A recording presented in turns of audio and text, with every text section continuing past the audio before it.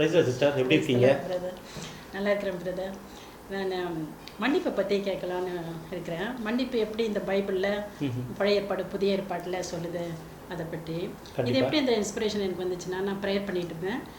எங்களுடைய காங்கிரிகேஷன் பேர் Pious Disciples of the Divine Master. நாங்கள் 1.5 மணி நேரம் எப்போவுமே நற்கொன்னைக்கு முன்னால் முட்டி போட்டு ஆண்டவர்கிட்ட வேண்டுவோம், பரிந்துரை பண்ணுவோம். மக்கள் எல்லாருக்காகவும் அவங்களுடைய தேவைகள் எல்லாருக்காகவும் நாங்கள் வேண்டுவோம். மற்றவங்கள்ட்ட போய் வேலை செய்து உதவி செய்யறதுக்கு எல்லாரையும் ரீச் ஆக முடியாது. அதனால நாங்கள் ப்ரேயர் மூலியமாக உலகத்தில் இருக்க எல்லாருடைய தேவைகளையும் நாங்கள் பூர்த்தி செய்வோம். இதுதான் எங்களுடைய முதல் வேலை, ப்ரேயர் பண்ணுறது. அப்போ ப்ரேயர் பண்ணிட்டு இருக்கும்போது ஒரு நாள் எனக்கு இன்ஸ்பிரேஷன் வந்து மன்னிப்பை பற்றி. நான் கவுன்சிலிங் கொடுக்கும்போது நிறையா மக்கள் வந்து என்கிட்ட கேட்பாங்க, மன்னிப்பை பற்றி எப்படி மன்னிக்க முடியாத சூழ்நிலையில் அவங்க தவிச்சிட்ருக்காங்க. அதனால பிரதர் உங்கள்கிட்ட கேட்குறேன், முதல்ல எப்படி இந்த மன்னிப்பானது இந்த புதிய ஏற்பாட்டிலையும் பழைய ஏற்பாட்டிலும் போட்டிருக்குது, யார் மன்னித்தது, யாருக்கு இந்த மன்னிப்பு கிடைத்தது, மன்னிப்பு கிடைத்தது என்ன பலனு, மன்னிப்பு கிடைக்காததுனால என்ன பலனு அப்படின்னு கொஞ்சம் சுருக்கமாக பைபிளில் பழைய ஏற்பாடு நீங்கள் எக்ஸ்பிளைன் பண்ணாக்க கொஞ்சம் நல்லாயிருக்கும். சரிங்க சிஸ்டர், நல்லது. நீங்கள் கேட்டதுக்கு ரொம்ப நல்லது. ஒரு சின்ன ஜெபத்தோடு கூட ஆரம்பிக்கலாங்க. ஆண்டவர்கிட்ட ஒப்பு கொடுத்து சின்ன ஜெபத்தோடு கூட ஆரம்பிக்கலாம். நீங்கள் கேட்டது நல்ல ஒரு கருத்து. ஆண்டவர்கிட்ட ஒப்பு கொடுக்கலாம், ஆண்டவர் முன்னேற்படுத்தலாம். ஆண்டவர் தாமே இதுக்கு நம்மளுக்கு நல்ல வார்த்தைகள் கொடுத்து வழிநடத்துவார். தந்தை மகன் தூய ஆவியின் பெயராலே ஆமென். வாரும் தூய ஆவியே, பிரசன்னத்தை வாஞ்சிக்கிறோ, வல்லமையால் எம்மை நிறைத்து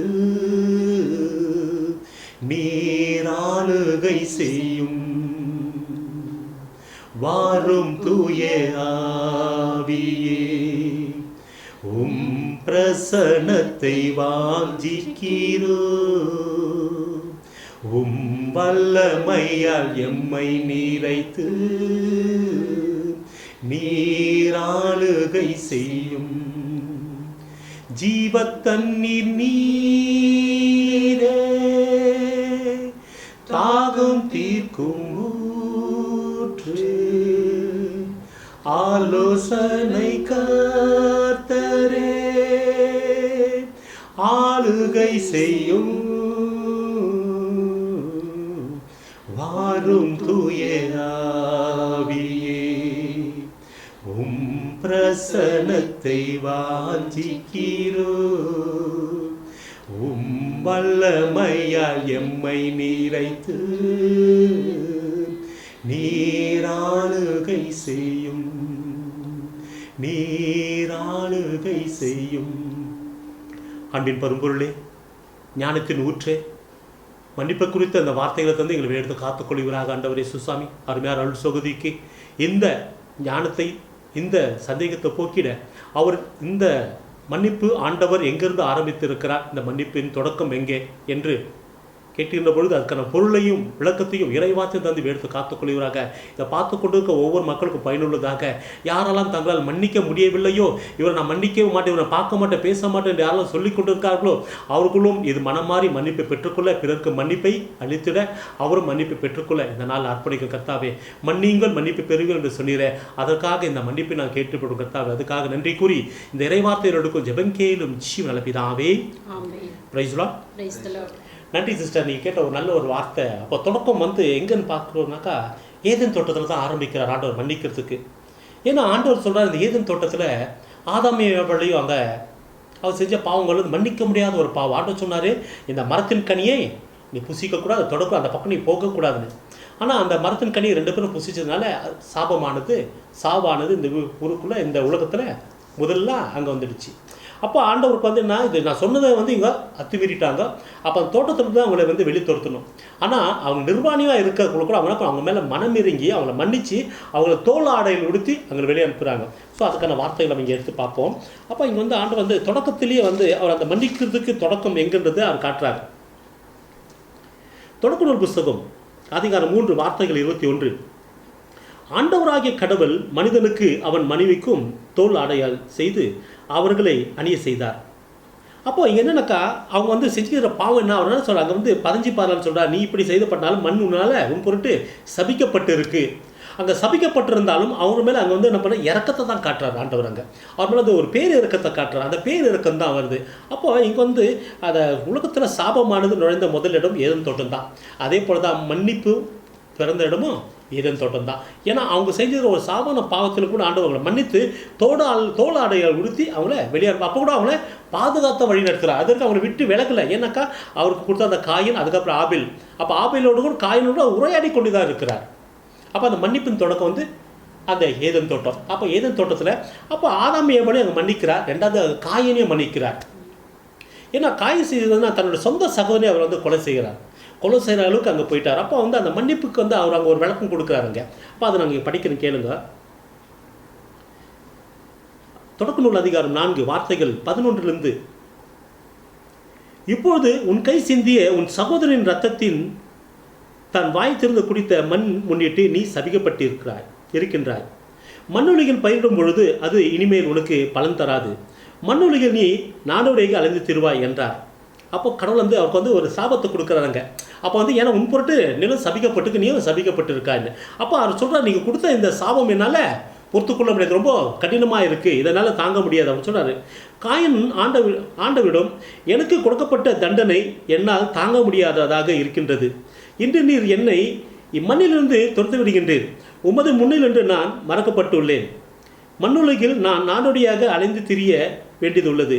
என்னை காண்கின்றன் எவனும் என்னை கொல்வானே என்றார். அப்போ என்ன சொல்கிறார், என்னை பார்க்குறோம், இப்போ நீங்கள் என்ன நாடோடைய இந்த வீட்டோட இந்த இடத்துல துரத்திட்டீங்க, என்னை காண்போம் யாரும் கொல்வானே. இங்கே தான் வந்து யோசிக்கணும். அப்போ அங்கே இருக்கிறது யார்? ஆதாம், ஏவாள், காய் 3 பேர் தான். வேறு யாரும் கொல்லுவாங்க? அப்போ ஆதாமுக்கு வந்து தன் மகனை கொண்டு வந்தாலே ஆதாமுக்கு வந்து காய்மலை கோவம் வந்து அவரை கொண்டுடக்கூடாது. வேறு யாருமே இல்லை உலகத்தில், வேறு யாருமே இல்லையா? இருந்தது 4 பேர் தான். ஆதாம் இருந்தாங்க, ஏவாள் இருந்தாங்க, அவங்களுக்கு பிறந்த 2 குழந்தைங்க. வேறு யாரும் இல்லை. அவர் தான் சொல்கிறாங்க, என்னை காண்பவன் யாரும் என்னை கொல்வானே. அவள் பார்க்கறது யாரும் அங்கே இருக்கிறது அம்மா அப்பா தான் இருக்காங்க, வேறு யாருமே கிடையாது. அப்பா தான் கொள்ளல, அம்மா கொள்ளணும். ஏன்னா என்னோட பிள்ளைய வந்து நீ இது மாதிரி பண்ணிட்டியே. அப்போ ஆனால் அந்த பயத்தில் என்ன சொல்கிறார், என்னை காண்பவன் யாரும் கொல்வானே. அப்போ அப்படி சொல்கிறார். அங்கே வந்து ஆண்டவர் சொல்கிறாரு, ஆண்டவர் அவனிடம் இப்படி அன்று காயின் கொள்கின்ற எவனும் 7 முறை பழிவாங்கப்படுவான் என்று சொல்லி காயின் கண்டுபிடிக்க எவனும் அவனை கொல்லாமல் இருக்க ஆண்டவர் அவன் மேல் ஒரு அடையாளத்தை இட்டார். அப்போ அங்கே மன்னிக்கிறார். அவரை வந்து காயினை வந்து யாரும் தொடக்கூடாது, அவர் மேலே ஒரு நெத்தியில் ஒரு அடையாளத்தை வைக்கிறார். அப்போ இந்த இரக்கத்தின் ஊற்று, அந்த மன்னிப்பின் ஊற்று வந்து ஏதேன் தோட்டம் தான். அங்கேருந்து உலகமும் உருவாகிச்சு. அப்போ அந்த இடத்துல வந்து வந்ததுன்னா அந்த சாபமும் ஆசீர்வாதமும் அங்கே மன்னிப்பும். அப்போ அந்த சாபம் அங்கே தான் வருது. அப்போ முதல்ல வந்து ஆசீர்வதிக்கிறார். பள்ளிக்கு பெருகி மண்ணுலக நிரப்புங்களும் ஆதாம் எவ்வளோ ஆசீர்வதிக்கிறார். அந்த ஆசீர்வதிக்கப்பட்ட இடம் வந்து இந்த ஆணும் பெண் வழியாக சபிக்கப்பட்டுச்சு. அப்போ அங்கே ஆண்டவர் வந்து அங்கே மன்னிக்கிறதுக்கு ஒரு இது சொல்கிறார். ஏன்னா இந்த மனுஷன் நம்ம படிச்சிட்டோம். அப்போ ஏற்கனவே வந்து ஒரு அழகையினால் இந்த உலகத்தில் வந்து சாபங்கள் வந்து நிறைஞ்சிருக்காது. அழகை வந்து ஆண்டவர்கிட்ட வந்து ஒரு போட்டி, நீ மண்ணில் மனிதனை உருவாக்கினா அவனை உங்க விரோதமாக திசை திருப்பன். அங்கே தான் அந்த இடத்துல தான் ஏதேன் தோட்டத்தில் அந்த பழத்தை பூசிக்கிறதுக்கு அந்த அழகையானது தூண்டுது. அப்போ இங்கே வந்து மன்னிப்பு. அப்போ வந்து என்ன சொல்கிறாரு, அந்த பாவத்தையே மன்னிக்கிறார். மன்னிச்சுட்டு அங்கேருந்து வரக்குள்ள தான் இப்போ 2வது ஒரு மனுஷன் அப்படின்னா நாங்கள் மறுபடியும் இந்த உலகத்தில் சாபம் நிறைஞ்சிடுச்சு, பாவம் நிறைஞ்சிடுச்சு. அப்போ இந்த உலகத்தில் இவங்களெல்லாம் நான் இனி மன்னிக்க போகிறது. ஆனால் ஒரே ஒருத்தரை மாத்திரம் அங்கே ஆண்டவர் மன்னிக்கிறார். அப்போ அந்த யார் அங்கே மன்னிக்கிறார் அப்படின்னு பார்க்குறப்போ அந்த மன்னிப்பு வந்து இங்கே நோவாவுக்கு கிடைக்குது. இந்த மன்னிப்பு வந்து நோவாவுக்கு கிடைக்குது. அப்போது எபிரேய மொழியில் நோவா என்றால் ஆறுதல். அதுக்கு விளக்கம் வந்து நம்ம தமிழில் இதை வந்து நோவா என்றால் ஆறுதல். ஸோ அப்போ அந்த ஆறுதல், அப்போ அந்த இடத்துல வந்து பார்த்தீங்கன்னா தொடக்க நூலில் வந்து ரொம்ப அழகாக ஆண்டவர் வந்து சொல்கிறார். அந்த நோவாவை மாத்திரம் சொல்கிறாரு. நோவா மாத்திரம் அங்கே முன்குறிக்கிறார். அதிகாரம் 6 தொடக்க நூல் அதிகாரம் 6 வார்த்தைகள் 8. ஆனால் நோவாவுக்கு ஆண்டவரின் அருள் பார்வை கிடைத்தது. அப்போ நோவாவுக்கு மாத்திரம் தான் அங்கே இறக்கம் கிடைக்குது. மற்றவங்களை யாரும் அவர் மன்னிக்கவே இல்லை. ஏன்னா மண்ணுலகில் வந்து ஆதாம் வழியாக வந்த சாபங்கள் அந்த மண்ணுலகை நிரப்பிடுச்சு. அப்போ அந்த மண்ணுலகு சீர்கெட்டு போயிடுச்சு. ஆனால் அங்கே வந்து என்ன பண்ணுறாரு, மனித குலத்தை முழுசாக அடிக்கலை. அங்கே வந்து ஒரு இனத்தை மாற்ற விட்டு வைக்கிறார். நோவாவும் அவருடைய மனைவி, அவருடைய மகன்கள், அவருடைய மருமகள்கள். அப்போ இங்கே வந்து மொத்தம் பார்த்தீங்கன்னாக்கா இந்த மொத்தம் இங்கே பார்க்குறப்ப 4 ஜோடிகள். நோவாவுடைய மனைவி நோவா, 3 பிள்ளைகள் காம்சேம் எப்பத்து, அவரோட 3 மனைவிகள், மொத்தமாக 8 பேர் அங்கே அந்த இடத்துல ஒரு இனம். அப்போ என்ன அவங்களுக்கு பார்த்து அங்கே மன்னிப்பு கிடைக்குது. ஏன்னா உலகம் முழுதும் சாபத்தால் நிரப்பப்பட்டிருந்தாலும் இந்த நோவா வழியாக ஆண்டவர் வந்து என்ன பண்ணுறாரு, இந்த உலகத்தை மன்னிக்கிறதுக்காக நோவா தெரிந்து கொள்கிறார். ஏன்னா அவர் மன்னிச்சதுக்கு அடையாளமாக இருக்குது. ஏன்னாக்கா இந்த இப்போ நோவை அடித்த உலகத்தில் யாருமே இருக்க போகிறதில்லை. அப்போது காட்டு விலங்குகளிலிருந்து ஊரம் பிராணிகள்லேருந்து பறக்கும் பறவைகள்லேருந்து எல்லாத்தையுமே அழிச்சிட்டார். ஆனால் அதில் சேர்ந்து கொண்டதை மாதம் ஒரு சிலதை மாதம் அந்த நோவுடைய பேழைக்குள்ளே ஆண்டவர் அனுமதிக்கிறார். அப்போ அந்த மன்னிக்கும் பின் தொடக்கம். அப்போ இங்கே மன்னிக்கிற அனுபவங்கள் இங்கே வந்து ஆண்டவர் கொடுக்குறார். அப்போ இங்கே மன்னிப்பு ஏன் மன்னிக்கிறார் ஆண்டவர்னாக்கா, அவர் பேர் இருக்கம் நிறைந்தவர், கடவுள் வந்து பேர் இருக்கம் நிறைந்தவர். அப்போ வந்து இங்கே வந்து ஆபேல் ரத்தத்தை முன்னிட்டு அந்த நிலம் வந்து சபிக்கப்பட்டது காயின் கிட்ட சொல்கிறார். அந்த சாபமானது தொடர்ந்து வந்துட்டே இருந்தது. அந்த சாபத்தை போக தான் ஆண்டவர் இயேசு கிறிஸ்து தன் ரத்தத்தை சிந்தி இந்த மனுக்குலத்தை மீட்டெடுத்தார். ஆபேல் ரத்தத்தை முன்னிட்டு அவன் சொல்கிறார், மற்ற இறைவாக்கு ஒவ்வொருத்தர் ரத்தத்தினால இந்த நிலம் மீண்டும் மீண்டும் சபிக்கப்பட்டே இருக்குது. அப்போ இந்த இடத்துல இந்த சாபமானது வந்தது. அந்த சாபத்தை வந்து ஆண்டவர் மன்னிக்கிறார். இந்த மன்னிக்கிறதுக்கு ஒரு ஊற்று அப்படின்னுக்குள்ள தொடக்கத்தில் உருவான இடம் தான் ஏதேன் தோட்டம். அது ஏதேன் தோட்டத்தில் ஆண்டவர் வந்து அவங்கள ஆசீர்வதிச்சிருக்கார், மன்னிச்சிருக்கார். ஏன்னாக்கா அவங்க செஞ்ச பாவங்கள் ரொம்ப கொடுமையான பாவம். அதே போல் காயம் செய்தது தன்னுடைய சகோதரனை கொண்டது. அப்போ அங்கே சகோதரனை கொண்டது அந்த வழியாக ஜென்ரேஷன் வளர்ந்தது. வளர்ந்த உடனே நாட்டில் வந்து யாருமே மனம் திரும்பி வாழலை. எல்லாம் பண்ணுறாங்க, எல்லாரும் தன்னுடைய சொந்த வாழ்க்கை இச்சையான வாழ்க்கையில் தான் வாழ்றதுக்காங்க. அப்போ தான் ஆண்டவர் நோவோட குடும்பத்தை தேர்ந்து கொண்டார். அப்போ அவருக்கு மாதம் அருள் பார்வை கிடைக்குது. அப்போ அவர் மன்னிக்கிறது அவள் தான். இந்த குடும்பத்தை மாதம் தேர்ந்து கொண்ட தமக்குன்னு அந்த குடும்பத்தை மாதம் தேர்ந்து கொண்டார். அப்போ தேர்ந்து கொண்ட இடத்துல அப்போ அங்கே பார்க்குறப்போ அதிகாரம் 7:15 ஆமாங்க. ஸோ என்னக்கா இந்த விஷயங்கள் வந்து இப்போ இது ஒரு விஷயம் சொல்கிறேன், அப்புறமா நீங்கள் இந்த விளக்கத்துக்கு நீங்கள் பதில் சொல்லுங்கள். அப்போ இதில் வந்து 7 வந்து 16 ரொம்ப அழகாக சொல்கிறாரு. இதில் வந்து 7 வந்து ஆண்டவர் சொல்கிறாரு 16 கடவுள் அவருக்கு அதிகாரம் 7 தொடக்க நூல் அதிகாரம் 7:16 வசனம். அப்போ சொல்கிறாரு, கடவுள் அவருக்கு கட்டளையிட்டபடி உள்ளே சென்றவை எல்லாம் ஒவ்வொரு உயிரினங்களும் ஆணும் பெண்ணுமாக உள்ளே சென்றன. அதன் பின் ஆண்டவர் அவரை உள்ளே விட்டு கதை மூடினார். அப்போ அவங்களுக்கு மன்னிப்பு கிடைச்சனால தான் அவங்க வந்து உயிர் பிழைச்சாங்க. நோவா கூட மன்னிப்பு கிடைச்சனால தான். ஏன்னா மற்றதெல்லாம் சபிக்கப்பட்டுச்சு. அப்போ அந்த மன்னிப்பு பெற்ற இந்த ஒரு இனம் தான். அந்த இடத்துல வந்து நம்மளாம் 2வது ஜென்ரேஷன். அப்போ முதல் ஜென்ரேஷன் வந்து ஆதாம் வழியாக வந்ததுன்னா சபிக்கப்பட்டுச்சு.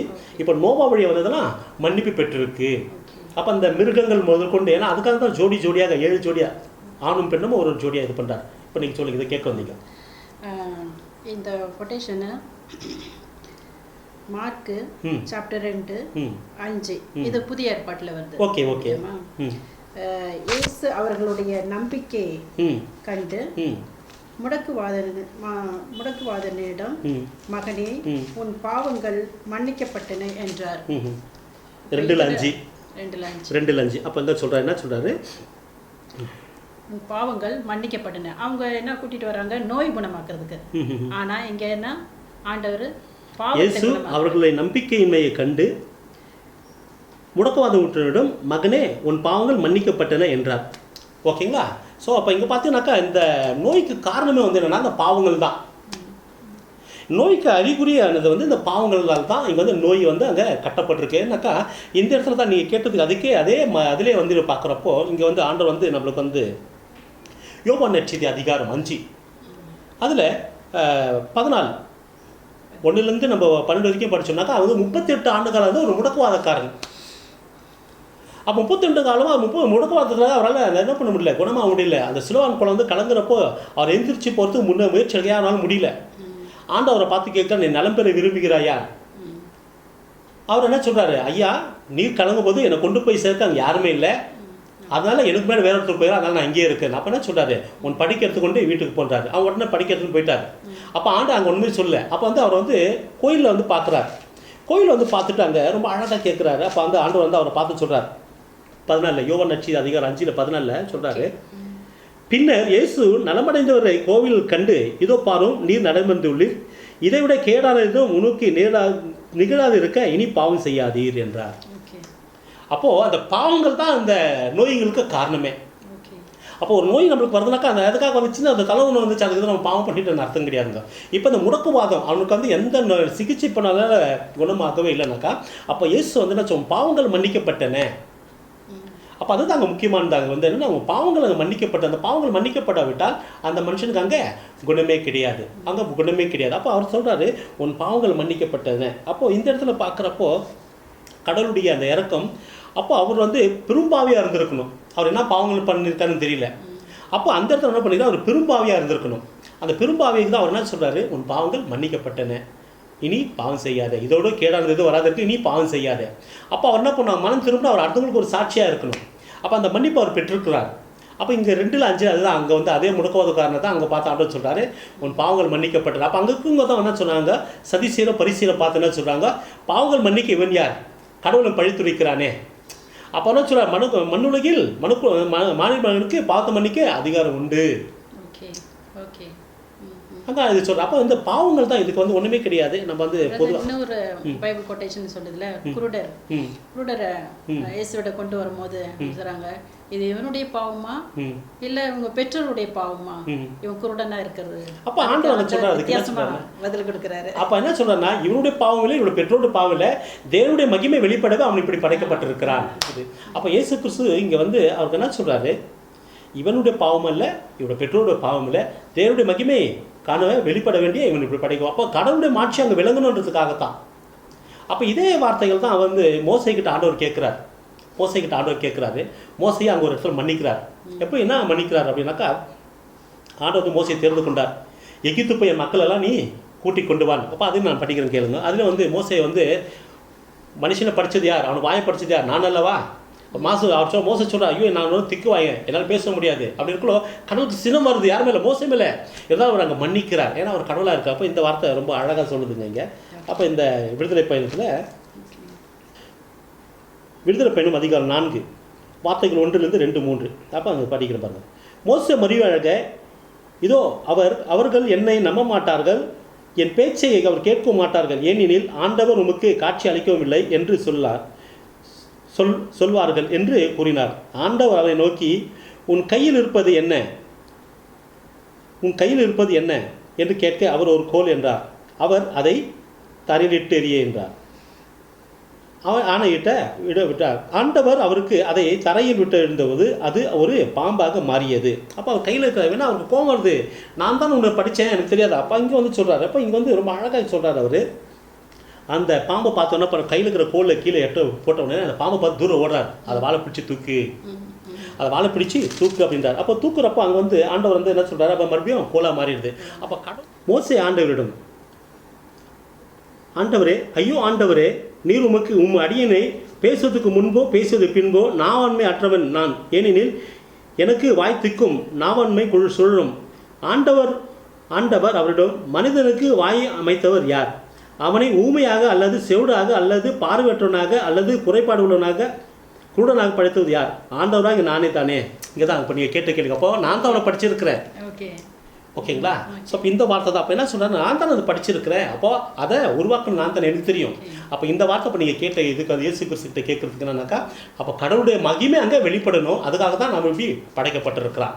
ஓகேங்களா. இப்போ தெளிவாக ஒரு வார்த்தைகள் நம்மளுக்கு அங்கே இருக்குது. அப்போது கடவுள் வந்து மோசையை மன்னிக்க, ஏன்னா மோசை வந்து நான் எவ்வளோ சொன்னால் அடம்பிடிக்க, என்னால் முடியாது, நீ வேற ஆளை தெரிந்து கொள்ளுங்க, ஏன்னா பேச முடியாதுன்னு. அப்போ கடவுளுடைய சினம் மூழுது அவர் மேலே. இருந்தாலும் அவர் என்ன பண்ணுறாரு, மோசை மன்னிக்கிறார். மோசை வழியாக தான் அந்த மனுக்களும் மீட்டெடுக்கப்படும். அந்த எகிப்துலேருந்து அந்த மக்கள் வந்து எகிப்துலேருந்து இஸ்ரேலுக்கு அவங்கள கானான் தேசத்துக்கு கொண்டு போய் சேர்க்கணும் அப்படின்னு. ஏன்னா அவர் என்ன அப்புறம் ஆபிரகாமுக்கு கொடுத்துருக்க வாக்குறுதி, ஈசாக்கு யாக்கோபுக்கு கொடுத்த வாக்குறுதி. ஆனால் சொன்னார், இந்த இடத்த உனக்கும் ஒரு வழி தோன்றதுக்கும் நான் உடமையாக கொடுத்துருக்கேன். அப்போ அந்த மன்னிப்பு அங்கே கிடைக்குது.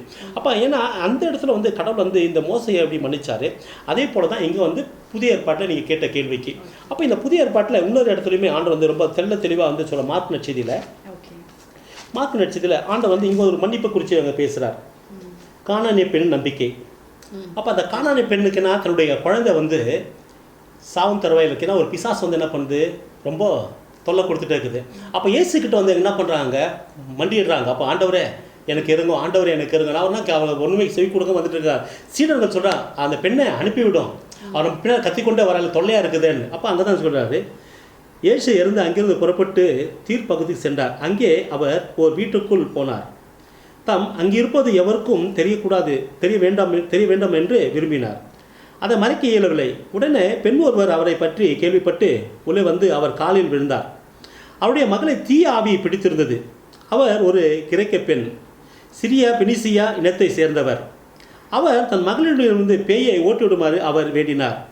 இயேசு அவரை பார்த்து, முதலில் பிள்ளைகள் வயிறார உண்ணட்டும், பிள்ளைகளுக்குரிய உணவை எடுத்து நாய்க்குட்டிகளுக்கு போடுவது முறையல்ல என்றார். ஏன்னா அப்போ என்ன சொல்கிறார், நான் வந்து இஸ்ரேல் மக்களுக்கு தான் விடுதலை கொடுக்க வந்திருக்கிறேன், உங்களுக்காக இல்லை. அப்போ என்ன சொல்கிறேன், நாய்களுக்கு பிள்ளைகள் கொடுக்குற உணவத்தை நாய்களுக்குன்னா அப்போ அவங்களாம் வந்து அந்த வந்து ஒரு சபிக்கப்பட்ட ஒரு இனமா அங்கே இருக்குது.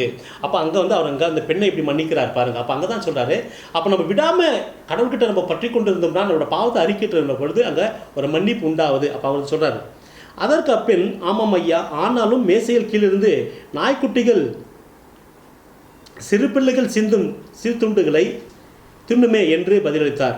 அப்பொழுது இயேசு அவரிடம், நீர் இப்படி சொன்னதால் போகலாம், பேய் மகளை விட்டு நீங்கிற்று என்றார். அப்பெண் தம் வீட்டுக்கு திரும்பியதும் தம் பிள்ளை கட்டில் படுத்து கொண்டு இருப்பதை பேய் ஓட்டி வருவது கண்டார். ஏன்னா அப்போ அங்கே மன்னிப்பு, ஏன்னா அதை மன்னிக்க முடியாத ஒரு இதுவாக இருக்கு. அவராக சொன்னார், ஃபஸ்ட்டு பிள்ளைகள் கொடுக்குற உணவை எடுத்து நாய்க்குட்டிகளுக்கு போட இயலாது. அப்போ ஆண்டவர் அங்கே ரொம்ப தெளிவாக சொல்கிறார். அப்போ அதுதான் அங்கே வந்து அந்த மன்னிப்புன்றது வந்து இங்கே வந்து இருக்குது. மன்னிப்பு பழைய வழியில் இருந்தாலும் இந்த மன்னிப்பு இதை பற்றியெல்லாம் ரொம்ப பேருக்கு தெரியாது. அப்போ இயேசு கிறிஸ்து வந்து பல இடத்துல பலர் வந்து மன்னிக்கிறார், பல இடத்துல பல இடத்துல வந்து மன்னிக்கிறார். அப்போ வந்து பார்க்குறப்போ இயேசு ஒரு இடத்துல வந்து விருந்துக்காக கூப்பிடுறாங்க. இயேசு விருந்துக்காக கூப்பிட்றப்போ அந்த விருந்துக்கு போய் அவங்க இருக்கிறப்போ பெண் ஒருவர் வந்து தன்னோட கண்ணீரால் காலை கழுவி தன் கூந்தலால் தொடச்சி கொண்டே இருக்கிறார். தொடச்சிக்க மாத்திரம் இல்லாமல் ஓயாமல் முத்தமிட்டு கொண்டே இருக்கிறார். அப்போது அங்கே இருக்கிறவங்க எல்லாம் சொல்கிறாங்க, இவர் ஒரு இறைவாக்கினாரானா இவர் தொடுவது யாருன்னு அவருக்கு தெரியும் அல்லவா.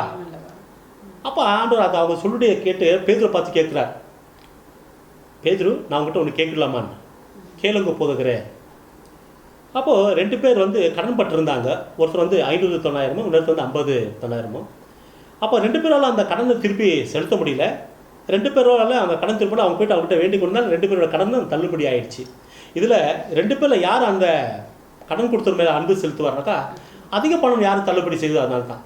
அப்படியாகத்தான் இவளை பார்த்தா, ஐயா, நான் வந்த நாள் முதல் தன்னோட கண்ணீரால் என் பாதங்களை கழுவி தன் கூந்தலால் துடிக்கிறார். அதுக்கப்புறம் நான் என் தலையில் நறுமண தைல ஊற்றி இது பண்ணுறேன். அப்போது இவள் செய்த பல பாவங்கள் மன்னிக்கப்பட்டதுன்றார் ஆண்டவர் அங்கே. அவள் செய்த, ஏன்னாக்கா அந்த பெண் வந்து பார்த்தா ஒரு விபச்சாரத்தில் அடிபட்டிருக்கா. எந்த கூந்தல் வச்சு நான் மக்களை வந்து கவர்ந்துருந்தனோ அந்த கூந்தலை உமக்கு நான் காணிக்கை செலுத்தினி இந்த பாவத்தை நான் செய்ய மாட்டேன். அதுக்காக தான் சொல்கிறார், நீ செய்த பண பாவங்கள் மன்னிக்கப்பட்டன. அந்த பெண் செய்த பல பாவங்கள். அப்போ வந்து அந்த கூந்தல் வந்து லூசியர், அப்போ வந்து அதில் வந்து இப்போ ஹேர் கட் பண்ணுறது, அதை வண்ணங்கள் பூசிக்கிறது, இப்போது நிறைய அது ஒரு ஃபேஷன் ஆயிடுச்சு. ஆனால் அதுலேருந்து தான் பாவமே நுழையுதுன்னு ஆண்டவர் சொல்கிறார். அப்போ அதனால தான் பல பாவங்கள் மன்னிக்கப்பட்டன அப்படின்னு சொல்கிறார். கேட்க வந்தீங்க நிறைய இடத்துல இப்போ ஜீசஸ் ஏசு என்ன சொல்கிறதுன்னா, நோய்க்கு காரணம் பாவம். ஆமாங்க.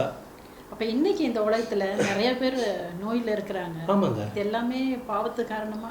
அதாவது சிஸ்டர், ஒன்று நீங்கள் நல்ல ஒரு காரணத்தை கேட்டீங்க. நீங்கள் கேட்டதுக்கு உங்களுக்கு நான் ஒரு விளக்கம் சொல்கிறேன் பாருங்கள். இதில் வந்து பார்த்தீங்கன்னாக்கா சீராக் ஞானம் அதிகாரம் 15, அதில் 15லேருந்து 16 வரைக்கும் ரொம்ப அழகாக சொல்கிறார் ஆண்டவர். இப்போ நீங்கள் கேட்ட கேள்விக்கு இதில் நான் உங்களுக்கு பதில் கொடுக்குறேன் பாருங்களேன். அப்போ நீங்கள் நல்ல ஒரு வார்த்தை கேட்டிருக்கீங்க.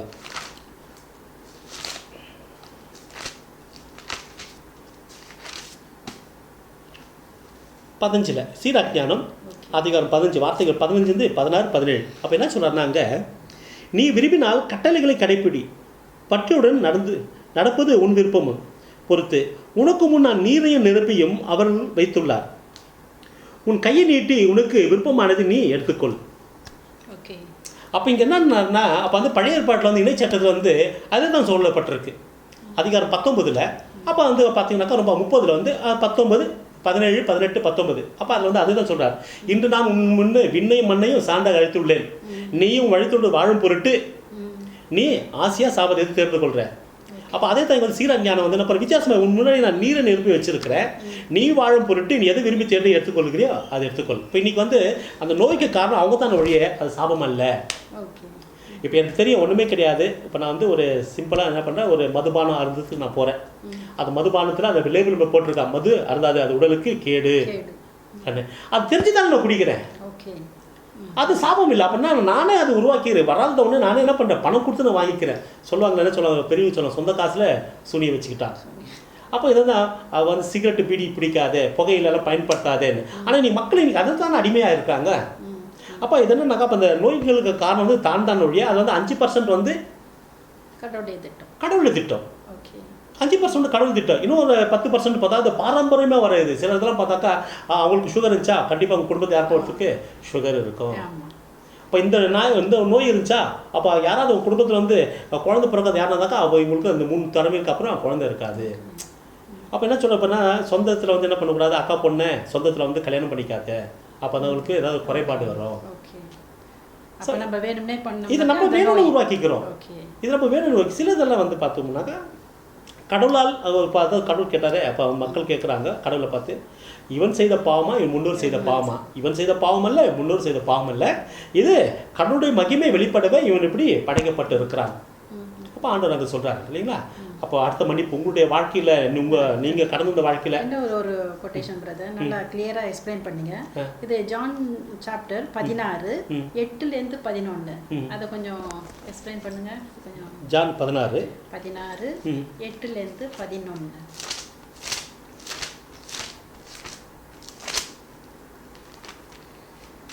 அவர் வந்து பாவம், நீதி, தீர்ப்பு ஆகியவை பற்றி உலகினர் கொண்டுள்ள கருத்துக்கள் தவறானவை என எடுத்துக்காட்டுவார். பாவம் பற்றிய அவர்கள் கருத்து தவறானது, ஏனெனில் என்னிடம் அவர்கள் நம்பிக்கை கொள்ளவில்லை. நீதி பற்றி அவர்கள் கருத்து தவறானது, ஏனெனில் நான் தந்தையிடம் செல்கிறேன், நீங்கள் இனி என்னை காண மாட்டீர்கள். தீர்ப்பு பற்றி அவர்கள் கருத்து தவறானது, ஏனெனில் இவ்வுலகின் தலைவன் தண்டனை பெற்றுவிட்டான். அப்போ இங்கே என்ன ஆயிடுச்சுன்னா ஆண்டவர் அதான் சொல்கிறாரு. இங்கே என்னன்னாக்கா இப்போ வந்து அந்த பரிசியர் சதிசியர் அப்போ இவங்களாம் இந்த காலத்தில் என்ன பண்ணிருக்கிறாங்கனாக்கா, அப்போ இவங்க பண்ண பாவங்கள். அப்போ என்ன சொல்கிறாங்கன்னா கடவுள் சொல்கிறாரு இங்கே இவங்களுக்கு இந்த அப்பா அங்கே இருக்கிற சதிசியர் பரிசியர் என்ன பண்ணுறாங்க, பெரிய பெரிய அங்கீகளை போட்டுக்கணும், சந்தைகளை பார்க்கணும், இவங்களாம் வந்து வணக்கம் வைக்கணும், போதகரே அப்படின்னு சொல்லிட்டு ரபின்னு சொல்லணும். அதான் இவங்க விருந்தில் வந்து முதன்மை இடத்த தான் தேர்ந்து கொள்வாங்க. ஆனால் கடவுளுடைய சட்டத்திட்டங்களை மக்கள் மேலே பலு செலுத்துகிறாங்களே ஒழிய, ஆனால் இவங்க அதை கடைப்பிடிக்கிறதில்ல. இவங்க அதை கடைப்பிடிக்கிறது. அப்போ அதான் சொல்கிறாரு, இவர்களுடைய நீதி சரியானதில்லை. ஏன்னா இவங்க வந்து அடுத்தவங்களுக்கு நீதி வழங்க இவங்க நீதியை நடத்துக்கிறது இல்லை. அப்போ இவங்களுடைய கருத்து அது தவறானது. அதான் ஆண்டவங்க சொல்கிறாங்க. அப்போ தவறானது. ஏன்னா அந்த இது தான் நாங்கள் இயேசு கிறிஸ்து கெடுக்கிறாங்க. அப்போ இயேசு வந்து என்ன பண்ணுறாங்க, எப்படியாவது சிலவில் அவங்களால கொள்ளணும், அவரை இந்த இடத்த விட்டு இது பண்ணணும், ஏதாவது ஒரு வழி தரத்தான் இருந்தாங்க. அப்போ அதான் சொல்கிறார், நான் தந்தையிட்டு போகிறேன். அதான் அங்கே ரொம்ப அழகாக சொல்கிறார். இவ்வுலகின் தலைவன் தண்டனை பெற்று விட்டான்.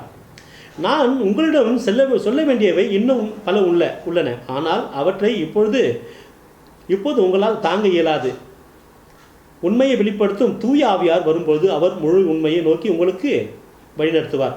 அவர் தாமாக எதையும் பேச மாட்டார், தாம் கேட்பது அனைத்தையும் பேசுவார் தம்மிடம். அதாவது அப்போ என்ன சொல்கிறாருன்னா, இப்போ நான் போகிறேன், உங்களுக்கு இப்போ நான் இப்போ சொன்னால் அது உங்களுக்கு புரியாது, நான் போயிட்டு பிறகு தூய ஆவியானவராக உங்களுக்கு வந்து விளக்கி கொடுப்பார். அப்போ அந்த காலத்தில் என்ன சொல்கிறாங்கன்னா, இவங்களோட கருத்துக்களை இவங்க வச்சிருந்த கருத்துக்களாக தவறான கருத்துக்களாக தான் இருந்தது. விபச்சார பெண் எடுத்துக்குவோமே, விபச்சார பெண் என்ன பண்ணுறாங்க, கையங்காலமாக பிடிச்சிட்டு வராங்க ஆண்டவர்கிட்ட. ஆண்டவர் அங்கே வந்திருக்கிறார். கையங்காலமாக பிடிச்சிட்டு வந்திருக்கிறப்போ அப்போ என்ன சொல்கிறாங்க, போதகரே இவள் வந்து விபச்சாரத்தில் கையங்காலமாக பிடிக்கப்பட்டால் இப்போ இவளை அந்த மோசையோட சட்டப்படி கல்லால் இவனை கொல்லணும். அப்போது ஆண்டவர் வந்து சும்மா இருக்க ஒன்றுமே சொல்கிறதில்லை. அப்போ மறுபடியும் அவங்க ஃபோர்ஸ் பண்ணினே இருக்கிறாங்க, இயேசு ஏதாவது சொல்லுங்கன்னு. அப்போ இயேசு சொல்கிறாங்க, உங்களில் பாவம் செய்யாத முதல் கல் இந்த பெண் மேல் எரியட்டும். பெரியவர் முதல் சிலவங்க என்ன பண்ண கல்லில் கீழே போட்டு போயிட்டாங்க. அப்போ இயேசு கிறிஸ்து அங்கே அந்த பெண் அங்கே நின்று இருக்கா. அப்போ இயேசு தலையில் இருந்து பார்க்குறாரு, ஏம்மா உனக்கு யாரும் தீர்ப்பு வழங்க இல்லையா? இல்லை ஐயா, நானும் உனக்கு தீர்ப்பு வழங்கலை, நீ போகலாம், உன் பாவங்கள் மன்னிக்கப்பட நீ பாவம் செய்யாதே. ஏன்னா அந்த மக்கள் வந்து இங்கே வந்து அவங்க என்ன பண்ண, அவங்களோட பாவத்தெல்லாம் மறைச்சிட்டு என்ன பண்ண, இந்த பெண்ணை வந்து ஒரு பாவியை காட்டுறாங்க அங்கே. ஓகேங்களா? அப்போ அந்த பெண்ணு ஒரு பாவியை காட்டுற. அப்போ சதிசியர் பரிசியருடைய இது நாங்க மக்களை வந்து பாவியாக்கணும், இவங்க வந்து பரிசுத்தமாக இருக்கிறாங்க, அப்படி தான் அங்கே இது பண்ணுறாங்க. அப்போ அதுக்கு அர்த்தங்கள் அதுதான். அப்போ அதுக்குள்ள விளக்கங்கள் அங்கே தான் வருதுங்க. அந்த விளக்கங்கள் வந்து அதான் இருக்குது. அப்போ ஆண்டவர் தான் சார் இவங்களோட கூற்று தவறானது, இவங்க சொல்கிறது தவறான ஒரு வழிகாட்டுதலை இவங்க சொல்கிறாங்க. அதுக்காக தான் அந்த விளக்கங்கள் ஆண்டவர் ரொம்ப தெளிவாக கொடுக்குறாங்க. அப்போ உங்களுடைய சொந்த வாழ்க்கையில் நான் யாரும் மன்னிக்கவே மாட்டேன் அப்படின்னு சொல்லிட்டு நீங்கள் எல்லாம் மன்னிச்சிருக்கீங்களா? என் வாழ்க்கையில் பார்க்கும்போது கஷ்டம்தான், மன்னிக்க முடியாத சூழ்நிலை நிறைய நடத்த எக்ஸ்பீரியன்ஸ் ஆகிருக்கேன். Okay okay. என்ன தெரிந்தாலும் நான் ஒரு கட்டத்தில் பைபிள் படிக்கும்போது எனக்கு ஆண்டவர் வெளிப்படுத்தினார், நம்பிக்கை இது மன்னிப்பு என்றது ரொம்ப ரொம்ப முக்கியம். ஆண்டவர் என் பாவத்தெல்லாம் மன்னிச்சிட்டாரு, அப்போ நானும் மற்றவங்களை மன்னிக்கணும். கண்டிப்பாக அந்த குறிக்கோள்ல நான் முடிவெடுத்தேன். முக்கியமாக பார்க்கும்போது ஒரு கொட்டேஷன் பைபிளில் ரோமன் சாப்டர் 12 வேர்ட்ஸ் 19 இருந்தேன்னா என்ன சொல்லுதுன்னா, அன்பார்ந்தவர்களே பழி வாங்காதீர்கள், அதை கடவுளின் சினத்திற்கு விட்டுவிடுங்கள், ஏனெனில் மறைநூல் எழுதியுள்ளது, பழி வாங்குவதும் கைமாறு அளிப்பதும் எனக்கு உரியன. அன்பார்ந்தவர்களே பழி வாங்குவதும் பழி வாங்காதீர்கள், அதை கடவுளுடன் சினத்திற்கு விட்டுவிடுங்கள். ஏனெனில் மறைநூலில் எழுதியுள்ளவாறு பழி வாங்குவதும் கைமாறு அளிப்பதும் எனக்குரியன. அதான் சொல்கிறேன். ஆண்டவர் நிறைய புரிஞ்சுக்கிச்சு. அவ்வளோதான் சிறப்பான இது என்னன்னாக்கா, இப்போ இங்கே வந்து நம்மளுக்கு வந்து நீங்கள் கேட்ட கேள்விக்கு ஒரு சரியான ஒரு பதில் என்ன அப்படின்னாக்கா, ஆண்டவர் சொல்ல உங்களை ஒரு கணத்தை அரைச்சா மறு கணத்தை காட்டுங்க, உங்கள் ஆடை எடுத்துக்கூட உங்களுக்கு மேலாடையா, உங்கள் அணுகி எடுத்துக்கொண்டு மேலாடையா விட்டு விடுங்கள். உங்களை ஒரு கல் தூரம் நடத்துறது கூப்பிட்டாங்கன்னா 2 கல் தூரம் அவங்க கூட நடந்துட்டு போவாங்க. அப்போ இங்கே தான் வந்து இப்போ இந்த ஒரு சின்ன இந்த மன்னிக்கிற இடத்துல வந்து ஒரு காரணம் இவங்க சொல்ல பாருங்க. இந்த இடத்துல வந்து மன்னிப்பு யார்கிட்ட இல்லை ஏற்றுக்கல அப்படின்னாக்கா, யூதாஸ் ஏற்றுக்கல, பேதுரு ஏற்றுக்கிட்டாரு. ஓகேங்களா?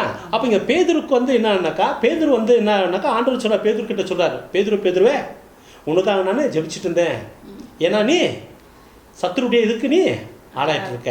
அப்போ என்ன பண்ணுறாரு, உனக்காக நான் ஜெபிக்கிறேன். அப்போ பேதுருக்கு அப்போ புரியல என்னத்துக்கு ஆண்டவர் சொல்கிறாருன்னு. அப்போ ஆனால் யூதாஸ் கிட்ட சொல்லல, யூதாஸ் கிட்ட ஆண்டவர் சொல்ல. அப்போ யூதாஸ் என்ன பண்ணுறா, அங்கே குத்தப்பட்டவனை போய் ஐயோ என்ன பண்ணுறான், மாசு மறுவட்டை நான் போய் காட்டி கொடுத்துட்டேனே, அந்த பணத்தை கொடுக்க, ஐயோ அது முன்னாடி சேர்ந்தது எனக்கு தெரியாது, சட்டம் அவ்வளோதான், தண்டனை அப்படின்னா. அப்போ அந்த காசை விரிச்சு அடிச்சு என்ன பண்ணுறாரு, அவர் மன்னிப்பு ஏற்றுக்கல, போய் தற்கொலை பண்ணிக்கிறார். ஆனால் பேதுரு அதுதான் மும்முறை இயேசு வந்து மறுதளிக்கிறார். இயேசு சொல்ற பேதுருக்கிட்ட, என்று சேவல் கூறும் முன் மும்முறை நீ என்னை மறுதளிப்பாய். ஓகேங்களா? அப்போ கடவுள் கொடுக்குற மன்னிப்பு எப்படி இருக்கு பேதுருக்குன்னா, பேதுருக்கிட்ட தான் தலைமை பேதுருக்கிட்ட தான் கொடுக்குறாரு. என்ன சொல்கிறாரு, பரலோகத்தின் சாவியை நான் உங்ககிட்ட கொடுக்குறேன்றார். அங்கே யார்கிட்ட கிடைக்கல. அப்போ கடவுள் மன்னிப்புறதுனாக்கா பேதுரு வந்து அந்த பாவங்களை மன்னிச்சுட்டு மறுபடியும் ஒரு தலையான இடத்துக்கு அங்கே வைக்கிறாரு. ஆனால் அங்கே யூதாஸ் என்ன பண்ணுறாரு, தன்னை அவர் மன்னிக்க மாட்டாருன்னு நினச்சிட்டா, ஆனால் மன்னிப்பு ஏற்றுக்கல அவர். ஸோ அங்கே தான் வந்து கடவுளுடைய மன்னிப்புன்றது எப்படி பேதுருக்கு கிட்ட காட்டுறாரு. அப்போது கைமாறு அளிப்பதும் பழி வாங்குவதும் எனக்குரியன, அது என்கிட்ட விட்டுடுங்க அப்படின்றார். இங்கே தான் கடவுளுடைய அந்த மன்னிப்பை வந்து பேதுருக்கு அது கொடுக்குறார். பேதுருக்கிட்ட அந்த பரலோகத்தின் சாவியை பேதுருக்கிட்ட கொடுக்குறார். ஆனால் சொல்ல, பேதுரு நீ பாரு, உன் மீது என் வீட்டை நான் கட்டுவேன். இன்றைக்கி அங்கே தான் கட்டப்பட்டிருக்கு. பேதுருடைய அந்த கல்லறை மேலே தான் அங்கே நம்மளுடைய தலைமையிடம் கட்டப்பட்டிருக்கு இல்லைங்களா? ரோமன் சாப்டர் 12:21 என்ன சொன்னா, தீமை உங்களை வெல்ல விடாதீர்கள், நன்மையால் தீமையை வெல்லுங்கள். இது எனக்கு ரொம்ப என் வாழ்க்கையில் ரொம்ப அடிபட்டுருச்சு. தீமை உங்களை வெல்ல விடாதீர்கள், நன்மையால் தீமை வெல்லுங்கள். நல்ல ஒரு இதுதான். இப்போ உங்கள் வாழ்க்கையில் இப்போ இந்த ஒரு இது எப்போ நான் நல்லது செய்கிறேனோ மற்றவங்களுக்கு, எனக்கு அப்போ இது உதவியாக இருந்துச்சு மற்றவங்களை மன்னிக்கிறதுக்கு. மன்னிப்புன்றது இதே நம்ம மக்களுக்கு கவுன்சிலிங் பண்ண வரும்போது எல்லாருக்கும் நான் எக்ஸ்பிளைன் பண்ணும்போது அந்த அவங்களும் இதை உணர்ந்தாங்க. மற்றவங்களுக்கு தீமை செய்வர்களுக்கு நன்மை செய்தார்கள். அதனால அவங்க தப்பு செய்தாக்க அதை ஆண்டவர் பார்த்துக்குருவாங்க, ஆண்டவர்கிட்ட விட்டுட்டாங்க. இதன் மூலம் அவங்க வாழ்க்கையிலும் மாற்றம் அடைஞ்சிருக்கு. Okay okay. இப்போ உங்கள் வாழ்க்கையில் அது ஒரு பெரிய ஒரு இதுவாக இருந்திருக்கு, ஆசீர்வாதமாக இருந்திருக்கு, ஒரு எடுத்துக்காட்டாக இருந்திருக்கு. இதை நம்புகிற மற்றவங்களும் இதை மாதிரி இந்த கொட்டேஷனை படிக்கும் போது அவங்க வாழ்க்கையிலும் இது ஒரு விடுதலை கொடுக்கும் அவங்களுக்கு. இல்லை, என்னோடய வாழ்க்கையில் இந்த மாதிரி நான் நிறைய இது கடந்து வந்திருக்கேன் சிஸ்டர். என்னோடய வாழ்க்கையில் இந்த ஊழிய பாதையில் மாத்திரம் நான் சொல்கிறேன். என்னோடய சொந்த வாழ்க்கையில் நான் பெரிய அளவுக்கு எந்த அளவுக்கு நான் மன்னிக்கணுமோ, யாரெல்லாம் மன்னிக்கக்கூடாது எல்லாரும் நான் மன்னிச்சிட்டேன். எந்த அளவுக்கு நான் மன்னிக்கணுமோ அந்த மன்னிப்பு நான் கிடைச்சது பலன் தான் இந்த ஊழியம் எனக்கு. என்னோடய கடந்த வாழ்க்கையை ஊழியத்துக்கு முன்னாடி, அப்போ ஊழியத்துக்கு பிறகு, அப்போ நான் கம்பெனியில் எக்ஸ்போர்ட்டில் வேலை பண்ணிட்டு இருந்தேன். நான் ஒரு ஃபேக்ட்ரி மேனேஜர் ஒர்க் பண்ணிட்டுருந்தேன். ஏறக்குறைய ஒரு 19 கம்பெனியில் ஒர்க் பண்ணிட்டுருந்தேன். அப்போ 2007 என்னோடய வாழ்க்கையை அங்கே தான் மறுபடியும் நான் ரீஃப்ரெஷ் பண்ணுறேன். என்னோடய வாழ்க்கையை மறுபடியும் அங்கே தான் உருவாக்குறேன். அப்போது யாரை நினச்சி என்னோடய வாழ்க்கை உருவாக்கணும், அப்போ அது எனக்கு கை நழுவி போயிடுச்சு. பலமுறை நான் தற்கொலைக்கு ஆகப்போனால் அப்போ எனக்கு பலமுறை எனக்கு ஒரே இதில் வந்து 3-4 முறை எனக்கு ஆக்சிடென்ட் ஆகினே இருந்தது. மறுபடியும் அதுக்கப்புறமா என்னுடைய வாழ்க்கையில் என்னால் மறக்கவும் முடியல, வாழவும் முடியல, நான் என்ன தான் பண்ணுறது. அப்போது கடவுள்கிட்ட வந்து நான் ஃபாதர்கிட்ட போய் நான் பாவ சங்கீதம் பண்ண போகிறேன், இந்த மாதிரி ஆயிடுச்சு அப்படின்ட்டு. ஃபாதர் சொல்கிறாரு, எதை குறித்து நீ கவலைப்பட்டது, அவங்களை நீ மன்னிச்சு விட்டா தான் நீ அதுலேருந்து நீ வெளியே வர முடியும், அவங்களோட வாழ்க்கை நல்லா இருக்கும் அப்படின்னார். சரி ஓகே, அது என்னால் மன்னிக்க அவர் சொல்லிட்டாரு, சுலமா சொல்லிட்டார். என்னால் மன்னிக்கிறது ரொம்ப கடினமாக இருந்துச்சு. என்னால் அது ஏன்னா அதான் வாழ்க்கையை நினச்சேன். முதல்ல ஒரு வாழ்க்கை என்னுடைய ஏற்கனவே வாழ்க்கை நாசமாயிடுச்சு. இப்போ ரெண்டாவது ஒரு வாழ்க்கை வாழலான்ட்டு எல்லாமே ரொம்ப அழகாக வந்துட்டு இருக்குது. இப்போ ஒரு எக்ஸ்போர்ட் கம்பெனியில் நான் நல்லா ஒர்க் பண்ணிட்டுருக்கேன், குடம்பாக்கத்தில் நல்ல ஒரு போஸ்டிங்கில் இருக்கிறேன், நல்ல ஒரு ஃபேக்ட்ரி மேனேஜர், நல்லா கை நிறைய சம்பாதிக்கிறேன், நல்ல ஒரு இதில் இருக்கிறேன். அப்போ தான் ஒரு வாழ்க்கையை நாங்கள் உருவாக்குறேன். அந்த வாழ்க்கை எனக்கு கை நழுவி போயிடுச்சு. இப்போ நான் யாரையும் குறை சொல்கிறது, என்னோட தப்பு அவனோட தப்பான்னு அப்போ நான் நினச்சேன். அதுக்கப்புறமா நினச்சேன், ஒருவேளை அந்த வாழ்க்கையை நான் அப்பயே உருவாக்கியிருந்தேன், இந்த ஊழியம் போய் தொடர்ந்துருக்காது. நான் இப்போ கம்பெனி வேலையில் தான் போயிருந்திருப்பேன். அப்போ நான் ஊழிய வாழ்க்கையை விட்டுருக்க மாட்டேன். அப்போது கடவுள் வந்து எனக்கு அங்கே உணர்த்தினார். என்னக்கா, ஓஹோ, கடவுள் ஃபஸ்ட்டு என்னை மன்னிச்சிருக்கிறார். நான் அந்த ஊருக்கு வந்ததுன்னா ஊழியத்துக்காக தான் வந்தேன். சென்னை வந்தது ஊழியம் பண்ணுறதுக்கு தான் வந்தேன். அப்போ இடப்பட்ட நாளில் எனக்கு இந்த பொருளாதார நெருக்கடி வந்தால் நான் மறுபடியும் இந்த வேலைக்கு போகலான்ட்டு வேலைக்கு போயிட்டேன். வேலைக்கு போகிற டைமில் தான் மறுபடியும் ஒரு வாழ்க்கை உருவாக்கிக்கலான்னு பார்க்குறப்போ அந்த கையில் எப்படி போயிடுச்சு. அப்போ நான் அங்கே மன்னிக்க ஆரம்பித்தேன். நான் அதுக்கப்புறம் தான் ஆண்டு வந்து மறுபடியும் எனக்கு இந்த வேலையை கொடுக்க ஆரம்பித்தார். அந்த ஊழியத்தினுடைய பாதையை திறந்து கொடுத்தார். அப்போ நீ எந்த அளவுக்கு மன்னிக்கிறியோ ஆண்டவர் சொல்கிறார், மன்னிங்கள் மன்னிப்பு பெறுவீர்கள். அப்போ எனக்கு அங்கே வந்து ஒரே ஒரு வார்த்தை தான் ஞாபகம் வந்தது. அப்போ லூக்கா நற்செய்தி அதிகாரம் 23 ரொம்ப அழகாக ஆண்டு வந்து அங்கே ஒரு மன்னிப்பை குறித்து அங்கே சொல்கிறார். அப்போ இந்த வார்த்தையை நான் படித்ததுக்கப்புறம் தான் நான் முழுமையாக அதுலேருந்து நான் ரிலீஸ் ஆகி வெளியே வந்தேன். நான் எப்போ நம்ம மன்னிக்கிறோமோ அந்த சந்தோஷத்தை சொல்ல முடியாத சந்தோஷம் அனுபவிக்கிறோம். அதுக்கு பிற்பாடு நிறைய ஆண்டவருடைய ஆசீர்வாதத்தை அனுபவிக்கிறோம் என் வாழ்க்கையில. அது ரொம்ப முக்கியமானது மன்னிப்புன்றது. அப்போ மன்னிச்சவங்களுக்கு தான் தெரியும் எவருடைய ஆசீர்வாதம் வருது. இல்லை அதை மன்னிக்கணும். அப்போ அந்த மன்னிப்புக்கு எங்கேருந்து வந்ததுன்னா அப்போ இதில் தான் நான் மன்னிக்கிறேன். நான் அப்போ மன்னிச்சிடேன்னா அப்படின்னாக்கா அப்போ லூக்கா நற்செய்தி அதிகாரம் 23 34 ஆண்டவர் இயேசு கிறிஸ்து வந்து கடைசி நிமிஷத்தில் இருக்கிறார். அப்போ அந்த கடைசி நிமிஷத்துக்கு அவருடைய என்ன ஒரு மன்னிப்பை கொடுக்குறாரு பாருங்களேன். அப்போது இயேசு, தந்தையே இவர்களை மன்னியும், ஏனெனில் தாங்கள் செய்வது என்னவென்று இவர்களுக்கு தெரியவில்லை என்று சொன்னார். அப்போ இவங்க என்ன செய்யறாங்க, அவங்களுக்கு தெரியாமல் பண்ணிடுறாங்க. அப்போ நான் நினச்சேன், சரி ஓகே நான் முழுசாக மனசார நான் மன்னிக்கிறேன் திருப்பி வந்து நான் ஏற்றுக்கிறேன் அப்படின்ற ஒரு மனநிலையை நான் விட்டுட்டேன். நான் மன்னிச்சிடறேன். அப்போ எனக்காகத்தான் அந்த வாழ்க்கை இருக்குது. அப்போ கடவுளுக்காக நான் அதை நான் விட்டு கொடுத்தாருங்களோ மறுபடியும் எனக்கு அந்த வாழ்க்கை கடவுள் கொடுப்பாருன்னா அதை மன மகிழ்ச்சியை ஏற்றுப்பேன் அப்படின்ற ஒரு மனநிலை தான். ஏன்னாக்கா அப்போ நாங்கள் மன்னித்தேன். அப்போ வந்து மன்னிக்கிறது என்னால் முடியாத அந்த சூழ்நிலையில் இந்த வார்த்தை இந்த சவக்காலத்தில் வாசிக்கிறாங்க, சிலுவை பாதையில் வாசிக்கிறாங்க. அப்போது நான் யோசிக்கிறேன், என்னடா அது எனக்கே சொல்லப்பட்ட மாதிரி இருக்குது, நம்ம மன்னிக்க முடியாமல் இருக்கிறோமே. அப்போ நான் தான் அப்போ தான் சொல்கிறாரு, அப்பொழுது இயேசு, தந்தையே இவர்களை மன்னியும், ஏனெனில் தாங்கள் செய்வது என்னவென்று இவருக்கு தெரியவில்லை. என்ன செய்யணும் அவங்களுக்கு தெரியல, ஏதோ ஒரு உணர்ச்சி வசப்பட்டு ஏதோ ஒரு ஆவேசத்தில் செஞ்சுட்டாங்க. அப்போ தான் அந்த மன்னிப்புக்கு அப்புறம் தான் மறுபடியும் என்னை வந்து ஆண்டு வந்து மறுபடியும் இந்த ஊழியத்தை 2009 மறுபடியும் இந்த ஊழியத்தை நான் ரீஃப்ரெஷ் பண்ணேன். அதுக்கு பிறகு நான் வேலைக்கு எதுக்குமே போகல. நான் வேலையை எனக்கு வேணாம், சரி நான் வந்து ஆண்டோட பணிக்காக தான் வந்திருக்கேன். அப்போ ஆண்டு அதனால தான் அங்கே ஒரு பிரேக்கப் கொடுத்துருக்காரு எனக்கு. நான் திருப்பி அங்கே நான் கல்யாணம் பண்ணிட்டு போயிட்டு இருந்தேன்னா இந்த ஊழியத்தை வந்து தொடர்ந்து வந்திருப்பேன், அந்த மக்களை நான் சந்திச்சிருக்க மாட்டேன். இப்போ இந்த 2009க்கு பிறகு ஏறத்தாழ இல்லைங்களா ஒரு 3 லட்சம் பேருக்கு மேலே சந்திச்சிருப்பேன். இந்தியா ஃபுல்லாக போயிருக்கிறேன். ஸோ அப்படி என்னோடய வாழ்க்கை அங்கேயே அதுக்குள்ள அந்த சின்ன ஒரு வட்டத்துக்குள்ளே தான் இருந்திருக்கோம். ஆனால் கடவுள் திட்டம் அது இல்லை. அவர் என்ன பண்ண, எதுக்காக நான் இந்த சென்னைக்கு அழைச்சிட்டு வந்தேன், என்னோட ஊழியத்துக்காகத்தானே. அப்போ அவருடைய திட்டம் நிறைவேறிச்சு. அப்போ அவருடைய திட்டம் நிறைவேறிச்சு. அப்போ கடவுள் என்ன மன்னிச்சனால தான் இந்த ஊழியம் தொடர்ந்து பண்ணுறேன். இப்போ நாங்கள் ஒரு இடத்துல மன்னிக்கிறேன், கடவுள் என்ன மன்னிச்சுன்னா பண்ணுறேன், நான் வந்த வேலையை மறுபடியும் எனக்கு கொடுக்குறார். அப்போ ஏதேன் தோட்டத்தில் அந்த ஆரம்பிச்ச மன்னிப்பு அதை கல்வாரியில் வந்து ஆண்டவர் வந்து நிறைவு செய்கிறாரு. அப்போ அதை தான் கடவுளை பார்த்தா அவர் என்ன சொல்கிறாரு, தன்னோட உயிர் போகுது இன்னும் சில நொடியில். அப்போ ஆண்டவர் அவங்களுக்காக பறிஞ்சு பேசுகிறார் தந்தைக்கிட்ட. அப்போ சரி நான் அந்த பிள்ளை மேலே எனக்கு எந்த கோபமும் இல்லை, எனக்கு கோபமும் இல்லை, அதை பற்றி நான் இன்னும் பெருசாக நினைக்கவே இல்லை. சரி இதுதான் என்னோடய வாழ்க்கை அப்படின்னாக்கா கடவுள் மறுபடியும் கொடுப்பா, இல்லைனாலும் ஒன்றும் பண்ண முடியாது, சரி இதுதான்னாக்கா அந்த ஊழிய பாதை நான் போயிடுவோம் அப்படின்ற ஒரு வாழ்க்கையை நான் அமைச்சிக்கிட்டேன். அப்போ தான் இந்த மன்னிப்பு குறித்து கடவுள் எனக்கு கொடுத்த அந்த தெளிவு.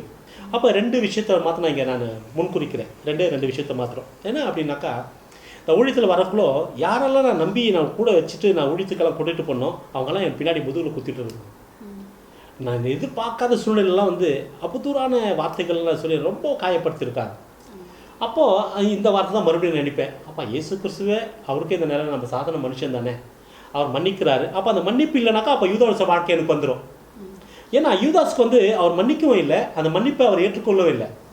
ஈசாவுக்கும் ஆண்டவருக்கு எங்கே ஒரு பிளவு வருது அப்படின்னாக்கா இது முக்கியமாக நம்ம தெரிஞ்சிருக்கணும். ஏன்னாக்கா இயேசு கிறிஸ்து வந்து சொல்கிறார், லவ் யுவர் எனிமீஸ், உன் பகையின் அன்பு செய். அப்புறம் யூதாஸ் இது எப்படி முடியும், அவர் ஒரு நோக்கம் என்னன்னாக்கா யூதர்களை வந்து பழி வாங்கணும். அது இயேசு கிறிஸ்துவோட சேர்ந்தால் தான் பழி வாங்கினா, தனி ஒரு ஆளாக யூதர்களை என்னால் பழி வாங்க முடியாது.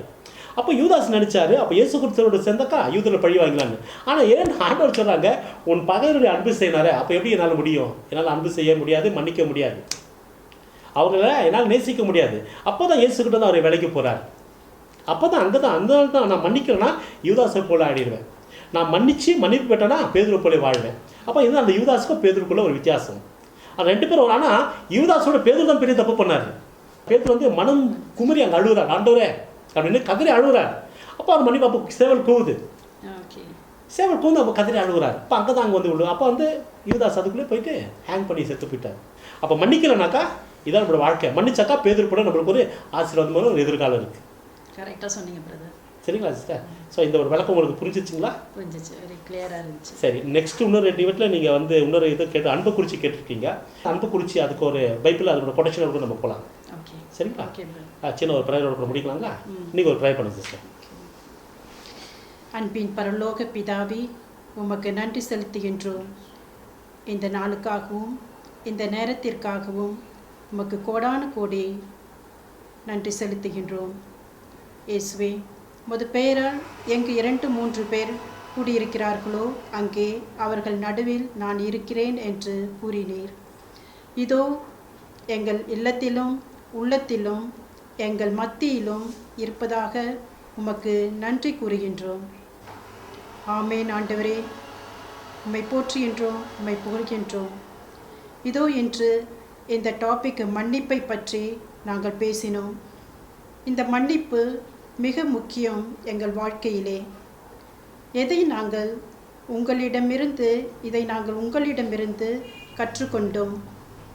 ஆமாண்டவரே, மன்னிப்பு என்று சொல்லும்போது அளவற்ற முறையில் நீங்கள் எங்களை மன்னித்து கொண்டே இருக்கிறீர்கள். இதற்காகத்தான் நீங்கள் இந்த பூமியில் எங்களை தேடி வந்தீர்கள். முதல் மனிதனாகிய ஆதாம் செய்த பாவத்தின் விளைவாக உலகத்தில் இருக்கிற ஒவ்வொருவரையும் பாவமும் மரணமும் ஆட்கொண்டதனால் நீங்கள் பரிசுத்தமாய் உலகத்தில் பிறந்து சிலுவையிலே மன்னிப்பு என்றால் என்ன என்பதை எங்களுக்கு கற்றுக் கொடுத்தீர்கள். நாங்களும் மற்றவர்களை மனதார மன்னித்து உம்மை போன்று அளவற்ற முறையில் மன்னித்து 7-70 முறை மன்னித்து அவர்களை அன்பு செலுத்தி தீமைக்கு எப்பொழுதும் நன்மை செய்து மறு கிறிஸ்துவாகவும் பரிசுத்தமாகவும் வாழ வரம் தாரும். இந்த ஆசீர்வாதங்களை எல்லாம் இயேசுவின் உயிர்த்த நாமத்தின் வழியாக உம்மை கெஞ்சி மன்றாடுகிறோம். எங்கள் நல்ல பிதாவே. Amen. Amen. Praise Lord sister. Praise Lord sister. இந்த நாளுக்காக நன்றி. ஆண்டவர் நன்றி சொல்லலாம். மீண்டும் ஒரு இதில் விவாதத்தில் நம்ம சந்திக்கலாம் சிஸ்டர். நன்றி. God bless you.